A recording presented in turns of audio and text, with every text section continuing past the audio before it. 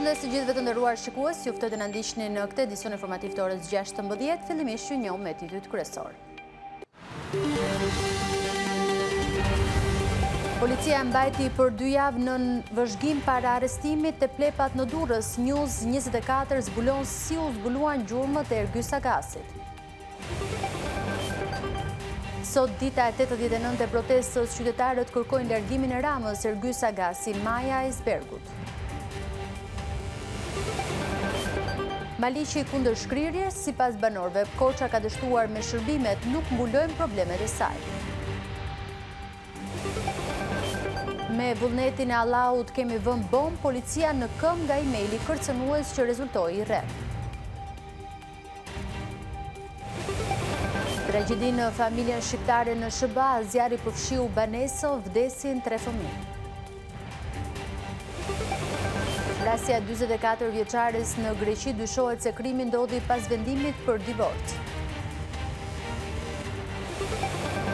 Albin Kurti dhe Lumir Abdigjiku i PDK diskutojnë emrat për presidentin e ri, duam kandidaturë të shkëlqyer.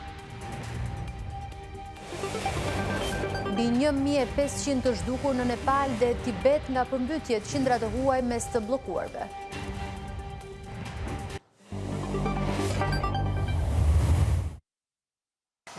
News 24 mëson detaje nga arrestimi i Ergyes Agasit dje pas dite. Pas 2 javësh në vëzhgim SPAK dhe forcat e posaçme, ndoqën lëvizjet e Agasit deri në Durrës, ku automjeti me të cilin udhëtonte u rrethua tek plepat. Agasi u prangos së bashku me ish zyrtarin e policisë Ulian Shpataraku, ndërsa makina u kontrollua imtësisht dhe të dy u gjetën me rreth 4.000 euro. Aksionit i parapriu edhe lokalizimi Land Rover Defender të Agasit në garazhin e një vile në Equus Resort, një detaj që dyshohet se ndihmoi në gjurmimin e tij.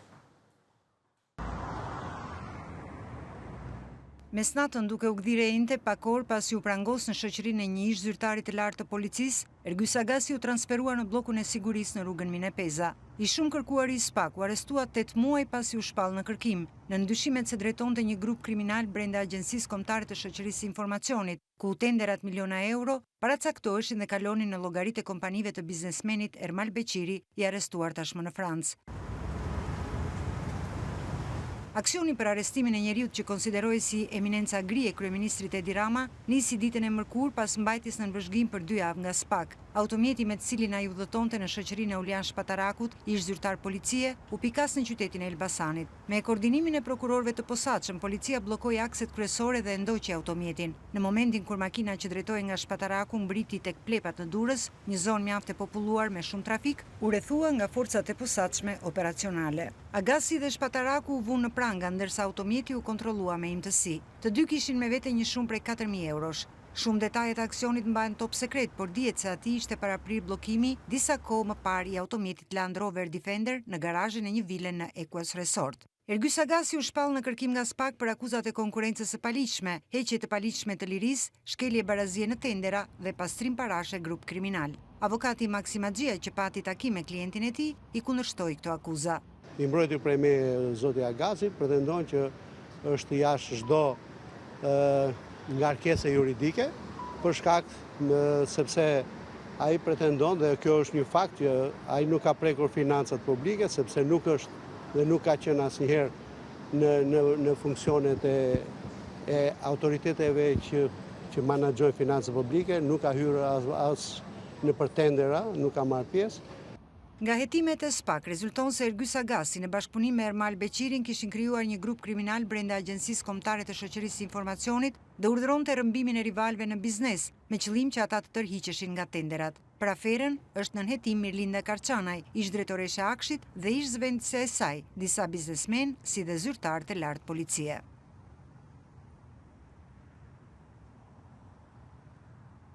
Kryetari demokrat Sali Berisha hedh dyshime se arrestimi i Ergyes Agasit ishte i negociuar. Berisha deklaroi se bazuar në informacionet që i kanë bërritur, të dielën e kaluar Agasi është takuar në Elbasan me kreun e grupit parlamentar socialist Tauland Balla. Sipas kreut të PD, nuk ka qenë rastësi që Agasi lëvizte i lirë prej 8 muajsh. Sali Berisha konsideron si një zhvillim pozitiv arrestimin e Ergjys Agasit, por Kryedemokrati, bazuar në informacionet që thot se i kanë bërritur nga qytetar digjital, pretendon se arrestimi ishte i negociuar. Ai e ka krahasuar me arrestimin e Klement Balilit, duke përmendur rolin e ish drejtuesit të policisë së shtetit, Ardi Veliu në atë rast. Berisha ka hedhur gjithashtu dyshime për një takim mes Taulant Ballës dhe Ergjys Agasit. Qytetar digjital më kanë informuar se ditën e diel në një lokal të kontrolluar nga karteli në Elbasan, Taulant Balla ka zhvilluar një takim me Ergjys Agasin. A mori përsi për Taulant Balla negociatat me të, në emër të Rams dhe me porosi të Rams, nuk mund të them. Por qytetari digjital thot se është takuar me të. Janë disa element që po t'i lidhish bashk, flasin për një arrestim të negociuar. Pyetjes nëse arrestimi i Ergjys Agasit ishte pasojë ndërhyrjes së Belinda Ballukut, Berisha nuk është në gjendje të përgjigjet me bindje absolute, por thot se ish zëvendës kryeministria mund të ketë interesa personale. Kjo shtrinte lakun e saj jo vetëm në fytin e Edi Rams, por dhe në fytin e Linda Ram. Një siguri ja jepte edhe më të madhe Lubis se në qoftë se ti lëkundësh në mbrojtje ndaj saj, ndaj Lubis, atëherë ti nuk do jesh vetëm ti që do shkosh me Lubin, po do jetë edhe Linda, patronazhishtja e Akshit, që do të ndjeki mbrapa. Kryedemokrati deklaron se Agasi ishte koordinatori i kryeministrit Rama për krimin, kontrollonte shishin dhe emëronte ministrat e brendshëm. Ergjys Agasi, koordinatori i Edi Rams për të gjitha organizatat kriminale dhe kartelet e drogës. Ishte dhe është personi që si pas pohimeve verbale ndryshonte, emronte e çemronte ministrat e brendshëm dhe kishte një kontroll fjoll mbi shikun. Sali Berisha i bëri thirrje Europolit, Eurojustit dhe vendeve partnere të monitorojnë me seriozitetin më të madh procesin ndaj Agasit. Sipas tij, Ergjys Agasi ka qenë rrezik për NATO-n. Thirrja e Berishës në Edi Ramës është dorëheqja e tij e menjëhershme. Ish kryeministri dhe kryetari i Partisë Demokratike Sali Berisha mund të udhëtojë drejt Shteteve të Bashkuara të Amerikës në ditët e para të shtatorit. Udhëtimi lidhet me pjesëmarrjen e tij në një aktivitet të Partisë Republikane Amerikane që do të zhvillohet në Dallas më 9 dhe 10 shtator. Një dokument i International Democracy Union konfirmon pjesëmarrjen e Berishës në delegacionin e organizatës për konventën kombëtare republikane. IDU është të kënaqur që ju do të na bashkoheni dhe ne jemi konfident se pjesëmarrja juaj në këtë mbledhje historike për Partinë Republikane do të jetë me shumë vlerë për Partinë Demokratike të Shqipërisë. Detajet të tjera në lidhje me lëvizjet e delegacionit, akreditimin dhe programin e eventit do t'ju komunikohen nga sekretariati i IDU, thuhet në dokument. Mbetet për të parë nëse Kryedemokrati do të udhëtojë drejt SBA.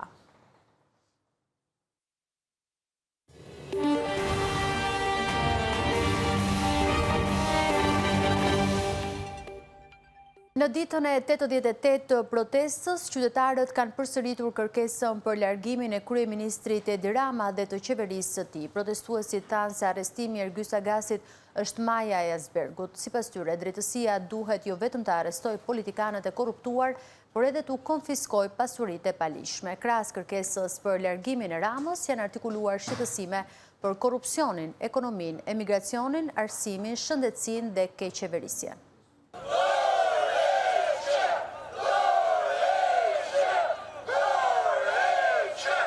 88 ditë në shesh me thirrje për largimin e kryeministrit Edi Rama dhe ndryshimit të sistemit politik në Shqipëri. Pas pothuajse 3 muajsh, protestuesit thonë se nuk do të ndalen deri në plotësimin e kërkesave të tyre që i konsiderojnë të panegociueshme.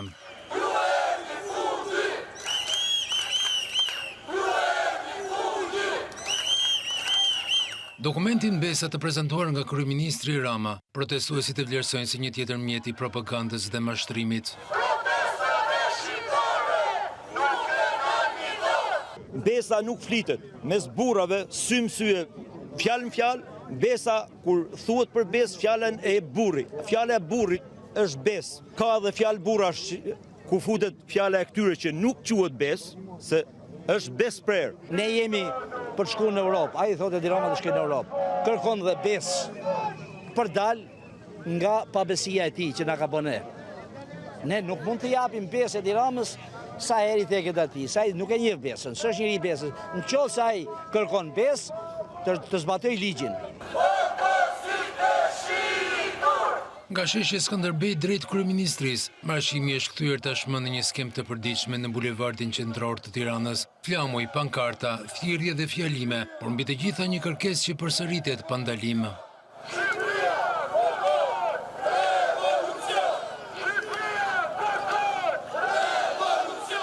Arrestimi i Ergys Agasit sipas protestuesve është vetëm maja e icebergut. Ata kërkojnë që SPAK duhet të veprojë sa më shpejt, jo vetëm me arrestime, por edhe me konfiskim të pasurive të krijuara nga korrupsioni. Arrestimi i Ergys Agasit është vetëm fillimi. Ne kërkojmë arrestimin e Belinda Ballukut, arrestimin e Edi Ramës. Vetëm të bashkuar ne do t'ja dalim, sepse ky është momenti i Shqipërisë, ky është momenti jonë, ky është momenti i brezave që vinë. Dhe Shqipëria nuk mund të trajtohet si pro private, siç ka bërë deri më sot. Arrestimi i shoqëm është vetëm një ndër ata majet e icebergut. Bashkë me arrestimin ne kërkojmë konfiskim real të pasurive dhe kthimin e pasurive tek shqiptarët. Prandaj është shumë e rëndësishme arrestimi brenda javës së parë të shtatorit i Belinda Ballukut, konfiskimi pasurisë së saj dhe kthimi apartamenteve të shqiptarët.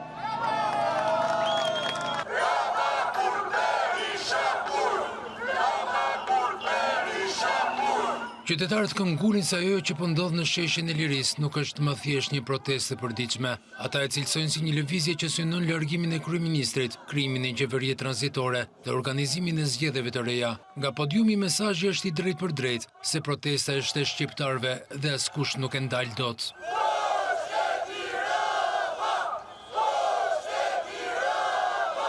Zeti verës e sprovoj protestën tonë, por vera kaloi. Dërsa për këtë qeveri, i nxehti i vërtet sa po ka filluar. Dhe këtë herë nuk kanë hije kutësie. U mblodhën në Pogradec për të reflektuar gjasme për shqiptarët. Por ajo që pam, ishte një teatër kuklash, e paketuar bukur dhe e shitur si reflektim. Një nga gënjeshtat më të bukur që kanë prodhuar ndonjëherë. Ai që e bukur sa kanë filluar ta besojnë dhe vetë. A keni pasë sa herë dikush del me na bashku? Këta e sulmojnë nga që i thonë. Sepse njeriu që bashkon është më i rrezikshëm për një pushtet se sa një njeri që vërtet. E një popull që nuk pranon mu bën mik i vetes, është një popull që nuk sunohet vetë. Një popull që bashkohet është mangësi çdo pushteti që ka harru, që kuj duhet me dhënë llogari. Rama kur Berisha fur! Rama kur Berisha fur! Me flamuj në duar dhe thirrje të Rama Burg Berisha në Burg, protestuesit vijojnë marshimin në rrugët kryesore të Tiranës për të treguar se përballja vazhdon e nuk do të njohë fund deri në plotësimin e kërkesave.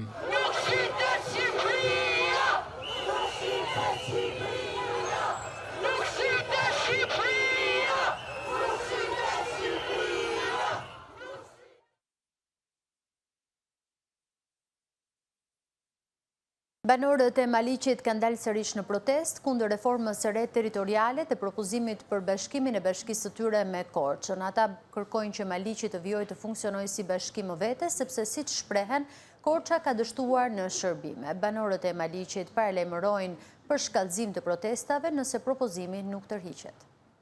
Banorët e Maliqit kanë protestuar për herë të dytë këtë të njëjtë kundër reformës së re territoriale dhe propozimit për bashkimin e bashkisë së tyre me bashkinë e Korçës. Banor nga fshatrat të ndryshëm të bashkisë Maliqi janë mbledhur për të kundërshtuar këtë ndryshim, duke kërkuar që Maliqi të vijojë të funksionojë si bashkim vete. Ne duam bashkinë tonë këtu, ne shërbimet i duam këtu, jemi në rregull, nuk kemi nevojë të bashkohemi me bashkinë e Korçës. U përmbytur nuk ka marrë akoma dëm shpërblimet. Dhe Imagjinoni që edhe ata i kërcënojnë të mos dalin në protestë. Tu është krijuar një sistem diktature që i kërcënojnë të gjithë për një kemp, për një ndihmë ekonomike dhe njerëzit nuk kanë kurajo të dalin në këtë protestë. Kur bëhet një lëvizje madhe si kjo që prishja e bashkive, merret mendimi popullit. Ai duhet ta vendosë, si bëhet mirë, si bëhet mirë. Jo ngrihet Rama në mëngjes, do prish bashkinë, ose bëhet një referendum e vendos populli vet. Ti e Maliqi tash nga më rëndësishme të Shqipërisë. Pse duhet ta prish këtë bashki? Kjo bashki nuk duhet shkrihet. Protestuesit u shprehën se nuk duan që Maliqi të bashkohet me Korçën, pasi sipas tyre Korça ka dështuar në ofrimin e shërbimeve dhe se ata nuk duan të mbulojnë problemet e saj. Ky sistem është i gjithë i kapur. Ne po protestojmë në paqe për mos shkrirjen e bashkisë tonë, për mos i plotësuar tekat e bashkisë Korçë që ka dështuar si bashki, sepse ka dështuar bashkia Korçë sot rezulton 16.800 banor. Bashkia Maliq me 82 fshatra ka 32.000 banor. Ne nuk mund të mbulojmë dështimin e bashkisë Korçë për interesat e tyre si dështak që janë. 32.000 banor këtu, 16.000 në Korçë, të prishet bashkia Maliqit të bëhet e Korçë. Ka falimentuar Korçë dhe ai të rregullon me Korçën me Maliqin. Protestuesit kanë ngritur gjithashtu shqetësimi për gjendjen ekonomike dhe sociale të vendit, duke theksuar se Shqipëria është varfëruar dhe se një bashkim i tillë, sipas tyre, nuk do të sjellë përmirësim për banorët e Maliqit. Ky është sistemi që kanë krijuar këta, Shqipërinë e kanë shpopulluar, e kanë varfëruar, banorët ne kemi boll probleme me bashkinë këtu. Ka marrë këtu, më ka thënë shko në Korçë, ka vatur në Korçë të dini nënës, më ka thënë zonja, ju sa jep ta gëzim të fqiu. Kjo është protesta e dytë e zhvilluar në Maliq kundër propozimit për bashkimin territorial me Korçën, ndërsa banorët paralajmërojnë se protesta do të vazhdojnë. Për të 27 ditë me radhë, banorët e Divjakës protestuan kundër propozimit për shkrirjen e bashkisë së tyre dhe bashkimit me Lushnjën. Ata thanë se do të vijojnë qendresën, ndërsa akuzuan të zgjedhurit vendor dhe deputetën e zonës se i kanë braktisur dhe askush nuk ka ardhur t'i sqarojë lidhur me reformën territoriale që fshin nga harta Divjakën.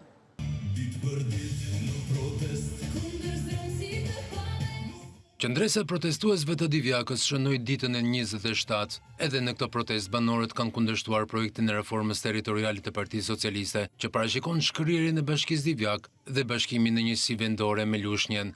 Banorët e Divjakës u shprehën të pakënaqur se të zgjedhurit e tyre, si vendor dhe ata të parlamentit, nuk i kanë mbështetur në protestat e tyre, duke u shprehur se herë tjetër do të tregohen më të kujdesshëm dhe do të votojnë ata që i përfaqësojnë e zgjidhin problemet e tyre. Që kanë për detyrë të na sqarojnë, janë fshehur si lepuj, që nga kryetari i bashkisë, që nga deputetja, që nuk duket që janë fshehur, por të vinë këtu të tregohen aq burra sa i kemi konsideruar ne kur i kemi zgjedhur. Divjaka do të bjeri ndjeshëm, po shumë ndjeshme nëse shuhet kjo bashki. Bujqësia nuk do funksionoj 100%, do funksionoj 20%, po 20% e bujqësisë, a do mund të mbajt do gjithë Shqipërinë, atëherë ta kenë turp që i kanë vënë dorë kësaj Divjakës për shkrirje dhe kanë futur në reformën territoriale. Ne jemi këtu për të drejtat tona. Ndridhemi të majtë të djathtë kundër këtij lloji pushteti. Enver Hoxha e mori Shqipëri 700.000, po e qoj 3 milion, kurse ky e mori 3 milion dhe e qoj 900.000. Si çdo natë, protestuesit kanë marshuar në rrugët e qytetit me thirrjen Mazniku propozon, Divjaka kundërshton, Divjaka bashki, këtu vendosim ne, nesër më shumë e të tjerë.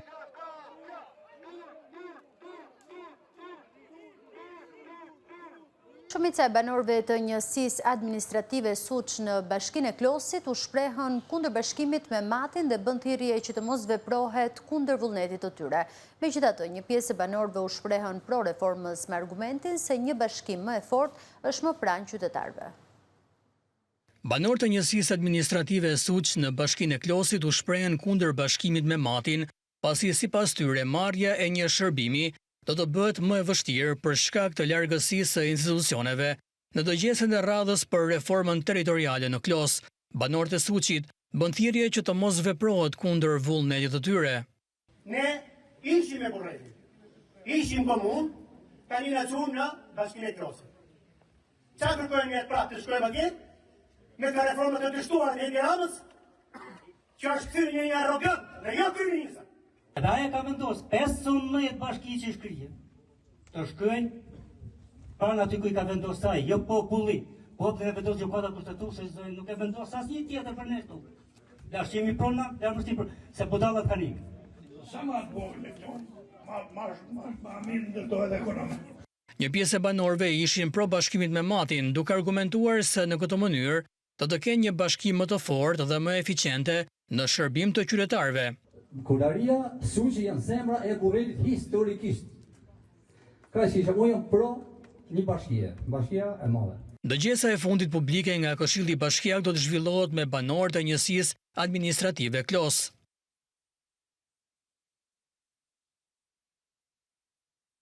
Pas këtij blogu të parë informativ, shkëputemi për një hapësirë publicitare, rikthehemi sërish pas pak.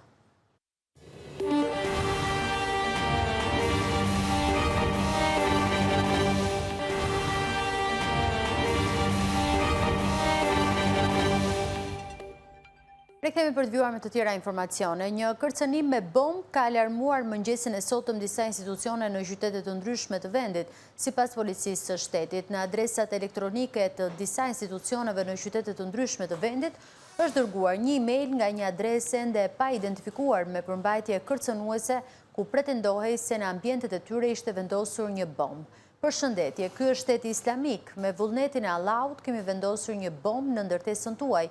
Ajo do të shpërthej pas 2 orësh. Pas kësaj, ju të pafe do të coptoheni. Pastaj do t'ju vrasim. Allahu Ekber, thuhet në emailin drejtuar institucioneve. Pas marrjes së informacionit, strukturat e policisë së shtetit kanë nisur menjëherë verifikimet dhe kontrollet në institucionet e përfshira në kërcënim. Sipas policisë, nga kontrollet e kryera nuk është konstatuar prania e bombës apo ndonjë lloj tjetër eksplozivi.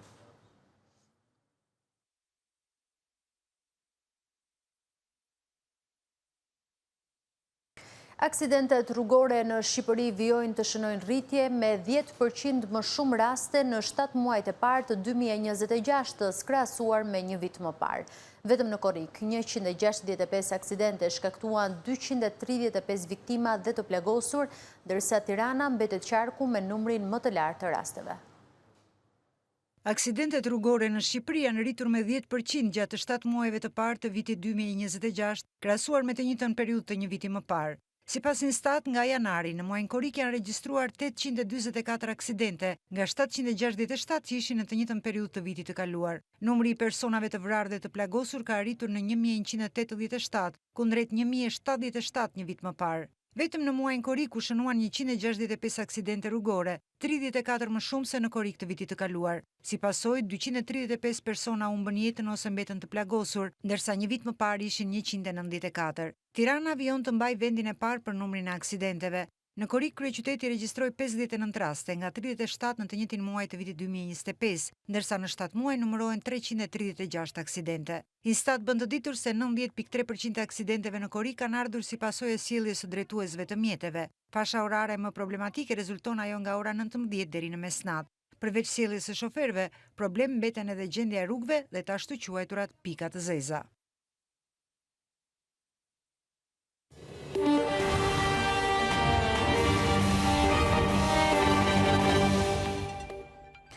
Ka nisur faza e parë e regjistrimeve në Universitetin Luarasi. Interesi për programet e studimit është faqur i lartë që në ditën e parë, ndërkohë që maturantët kanë mundësi të regjistrohen deri më 8 shtator. Ndërkaq ka dje deri më 4 shtator, Universiteti Luarasi zhvillon ditët e hapura, gjatë të cilave të rinjt mund të njihen nga afër me programet, stafin akademik dhe mundësitë për karrierë studime ndërkombëtare. Ka nisur këtë të mërkur raundi i parë i regjistrimeve në Universitetin Luarasi, ndërsa maturantët kanë kohë të regjistrohen deri më 8 shtator për të ndjekur studimet aty. Interesi i maturantëve për të regjistruar në këtë universitet ishte mjaft i madh që në ditën e parë. Ata u pritën nga stafi akademik, i cili u prezantonte programet e studimit dhe i orientonte mbi mundësinë që Universiteti Luarasi ofron për formimin dhe karrierën e tyre të ardhshme. Në kuadër të këtij procesi, Universiteti Luarasi ka hapur dyert për maturantët dhe të rinjt që janë në kërkim të programit të duhur të studimit. Ditët e hapura do të zhvillohen po ashtu nga kjo e mërkur deri më 4 shtator, duke ju dhënë mundësinë të rinjve të njihen nga afër me programet, të vizitojnë kampusin, të bisedojnë me student dhe të marrin informacion mbi mundësitë e karrierës pas diplomimit. Një vëmendje e veçantë i kushtohet programeve që ofrohen në bashkëpunim me Universitetin e Londrës në ndërtimin akademik të LSE.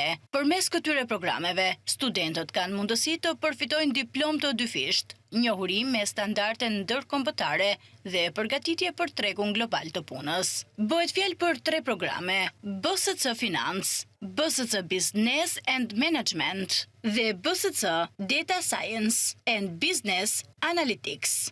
Ani Dashu, zëvendës rektore e Universitetit Luarasi, si dhe drejtuese e RTC Universitetit të Londrës dhe Shkollës Ekonomike në Londër, tha se programet e London School of Economics bëjnë diferencën. Universiteti Luarasi, përveç le të themi ofertave që ka për 4 fakultetet e tij, ajo që bën ndryshim dhe që ka vitin e dytë në platformë është pikërisht programet e London School of Economics.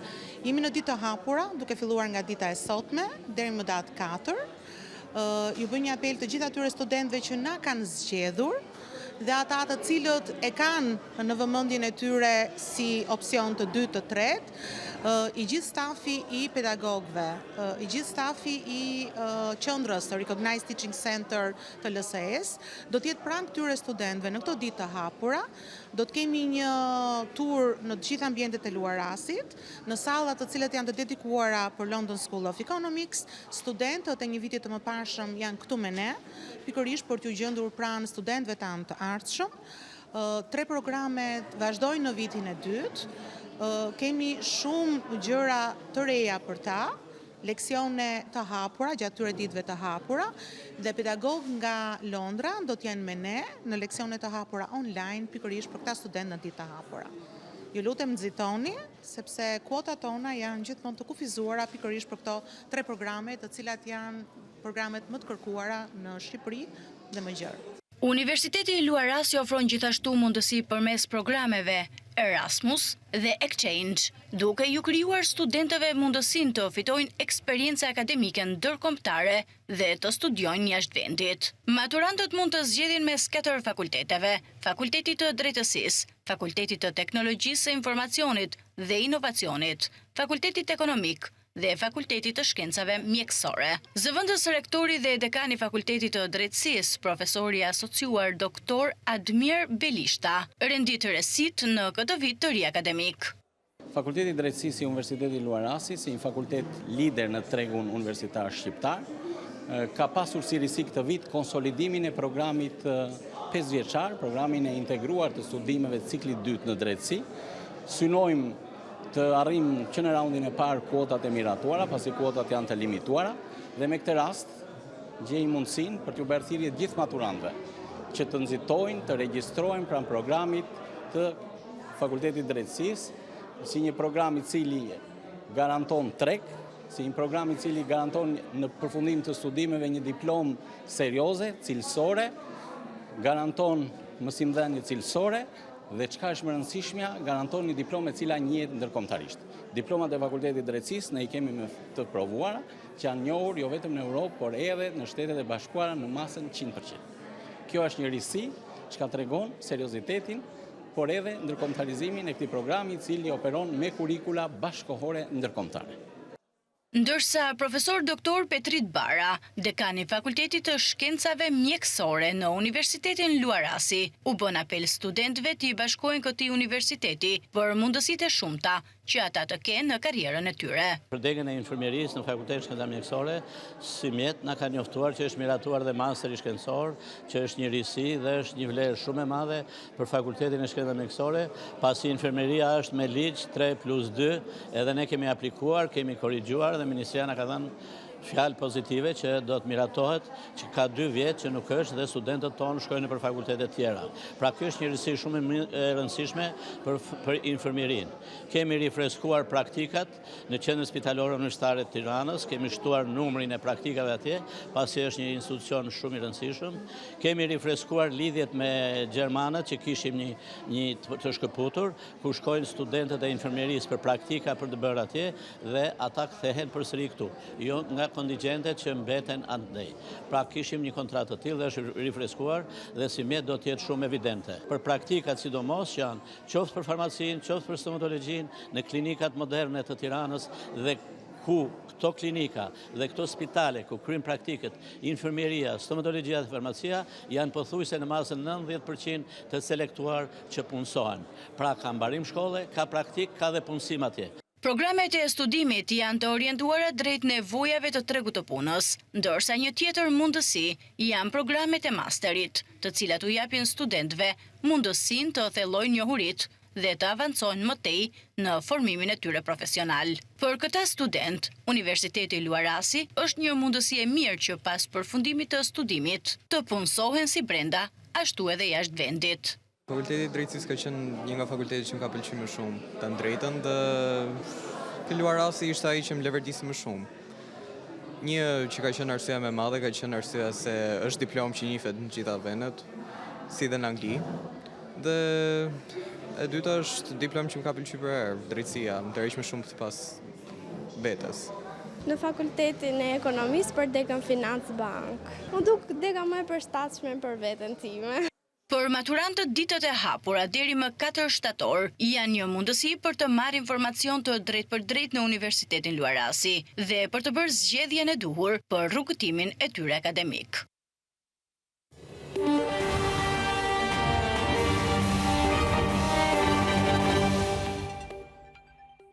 Një tragjedi e rëndë goditi një familje shqiptare në Jacksonville të Floridës, ku 3 fëmijë u gjetën pa shenja jete si pasojë e një zjarri në një banesë. Pamjet e publikuara nga vendngjarja tregojnë edhe gjyshërit e fëmijëve Alia dhe Artan Sulollari dhe se viktimat ishin nipërit e tyre.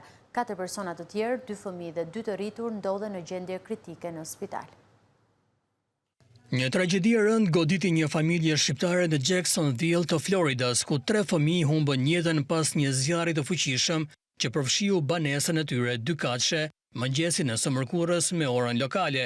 4 persona të tjerë, 2 fëmijë dhe 2 të rritur, ndodhen në gjendje kritike në spital, bëri të ditur shefi i departamentit të zjarrfikësve. Alarmi për zjarrin në Wintergate Drive pranë Old St. Augustine u dha rreth orës 5:15 të mëngjesit, kur ekipet e emergjencës mbërritën.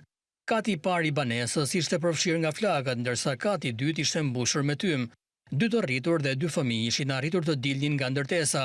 Gjatë kontrollit të banesës, zjarrfikësit gjetën 3 fëmijë të tjerë pa shenja jete. Një fqinj i tha mediave lokale se njerëz të pranishëm në vendngjarje ndihmuan në shpëtimin e një foshnje dhe një të rriturit të cilët dolën nga një dritare e katit të dytë. Të afërmit që mbërritën në vendngjarje thanë për mediat amerikane se familja është me origjinë nga Shqipëria. Pamjet e publikuara nga vendngjarja tregojnë edhe gjyshërit e fëmijëve Alia dhe Artan Sulollari. Fotografitë e shpërndara në USA Today Network dokumentojnë momente dramatike pas zjarrit dhe konfirmojnë se banesa ku ndodhi tragjedia ishte shtëpia e nipërve të tyre. Flakët të vunën kontroll rreth orës 5:40 me orën lokale, por banesa pësoi dëme të rënda, ndërsa u prekën edhe 2 njësi ngjitur. Kryqi i kuq amerikan u angazhua për të ndihmuar personat e mbetur pas tre. Autoritetet ende nuk kanë bërë të ditur shkakun e zjarrit dhe hetimet vijojnë. 44 vjeçaria Esma Meço, e cila u vra me thik nga bashkëshorti i saj në Greqi, ishte viktime dhunës në familje dhe se fundi kishte vendosur të divorcojë. Gruaja punonte në ishuj gjatë verës dhe ishte kthyer në shtëpi për të festuar ditëlindjen e vajzës 16 vjeçare.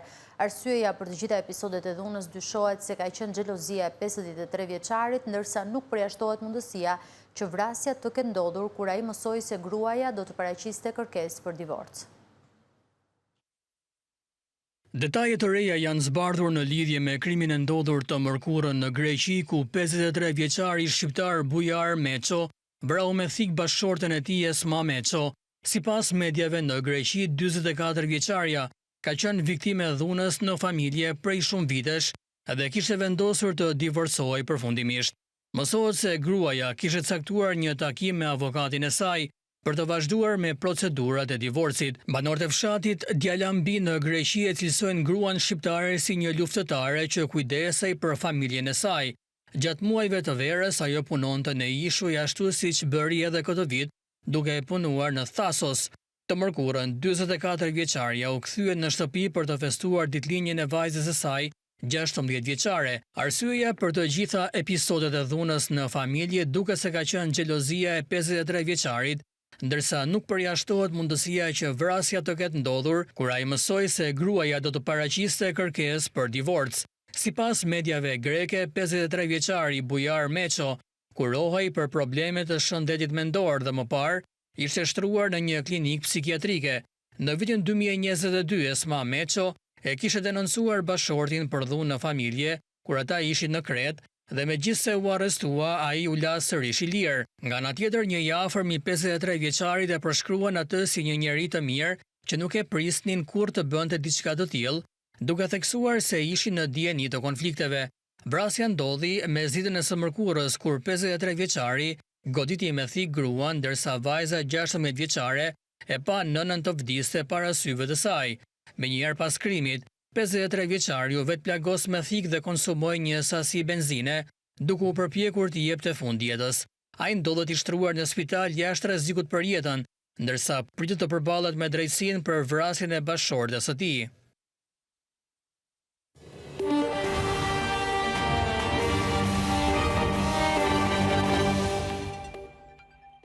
Emra konkret për presidentin e ri të Kosovës u diskutua në takimin e ri mes kreut të vetëvendosjes Albin Kurti dhe kreut të LDK-s Lumir Abdigjiku. Pas takimit, Kurti dhe Abdigjiku nuk pranuan të bëjnë të ditur emrat e përmendur për shkak të ndjeshmërisë së procesit, por Kurti tha se dëshiron një kandidaturë të shkëlqyer. Lideri i lëvizjes vetëvendosje në pushtet Albin Kurti dhe kryetari i Lidhjes Demokratike të Kosovës në opozit Lumir Abdigjiku biseduan për emra konkret për presidentin e ardhshëm të Kosovës, por nuk pranuan t'i bëjnë të ditur ata për shkak të ndjeshmërisë së bisedimeve. Kurti dhe Abdigjiku takuan në përpjekje për të arritur një marrëveshje për zgjedhjen e presidentit të ri të vendit, që do t'i jepte fund krizës pothuajse 2 vjeçare institucionale. Është hera e parë që kemi diskutuar me dhe për emra të përveçëm. Pra atyre kritereve dhe parimeve udhëzuese për të cilat jemi dakorduar herën e kaluar, lidhur me vlerat, meritat dhe kontributin kombëtar, shtetëror, profesional, qytetar, të personaliteteve, figurave të ndryshme të shoqërisë të vendit tonë. Ndërsa nuk pranoi të flasë për karakteristikat e kandidatëve, Kurti tha se të gjithë janë në përputhje me atë që jemi pajtuar, sa i përket kritereve, standardeve, parimeve, vlerave, meritave dhe kontributeve. Pra të gjithë janë personalitete të mira, ka dhe shumë të mira, por ne duhet të zgjedhim atë që është i shkëlqyer, theksoi Kurti. Edhe kreu i DDK-s Abdigjiku theksoi se emrat e shtjelluar në takim në masë të madhe janë në vijim me parimet e dakordsuara deri më tani. Ai shtoi se për shkak të ndjeshmërisë së procesit nuk mund të thotë se cilët janë emrat konkret në këtë fazë, por njoftoi se do të takohet sërish me Kurtin për të finalizuar dhe për të zgjedhur presidentin e ardhshëm të Kosovës. DDK-ja gjën e vetme që mund ta bëj është të jetë arsyeshme në zgjedhjen e presidentit apo presidentes së ardhshme të Republikës Kosovës. Por nëse dikush ende beson se LDK-ja është vagon i ndonjë partie tjetër, kohët kanë ndryshuar shumë. LDK-ja është LDK-s. Vetëm antarësisë LDK-s, mësoni me një LDK të tillë, lutem. Dhe LDK-ja në këto diskutime flet me bindje të plot për atë çfarë përfaqëson historikisht 37 vite. Për shkak të mungesës së një marrëveshje mes partive parlamentare përpasardhësin e Vjosa Osmanit, mandati të cilës përfundoi në prill, Kosova mbajti zgjedhje të parakohshme në qershor. Vendi rrezikon të mbajë sërish zgjedhje që do të ishin të katërtat parlamentare në 2 vitet e fundit, nëse nuk zgjidhet presidenti i ri deri në fillim të shtatorit. Generali serb i Bosnjës Ratko Mladic ka humbur jetën këtë të njëjtë në moshën 84 vjeçare në qendrën e paraburgimit të Kombeve të Bashkuara në Hag. Ai vuante një dënim me burgim të përjetshëm për krime të kryera gjatë luftës së viteve 1992-1995 në Bosnjë dhe Hercegovinë. I njohur si kasapi i Bosnjës, Mladic u dënua në vitin 2017 nga Tribunali Ndërkombëtar Penal për Ish Jugosllavinë për organizimin e një fushates pastrimi etnik kundër popullsisë jo serbe të Bosnjës në fillim të viteve 90. Dhe ky vendim u konfirmua në apel në vitin 2021. Gjykata e themeluar nga OKB-ja e shpalli Mladić fajtor për gjenocid, krime kundër njerëzimit, persekutim, shfarosje, vrasje, terror, sulme të palishme ndaj civilëve dhe marrje pengjesh. Ai u mbajt përgjegjës dhe për rolin e tij në masakrën e Srebrenicës në vitin 95, ku vran rreth 8.000 burra dhe djem bosnjak musliman.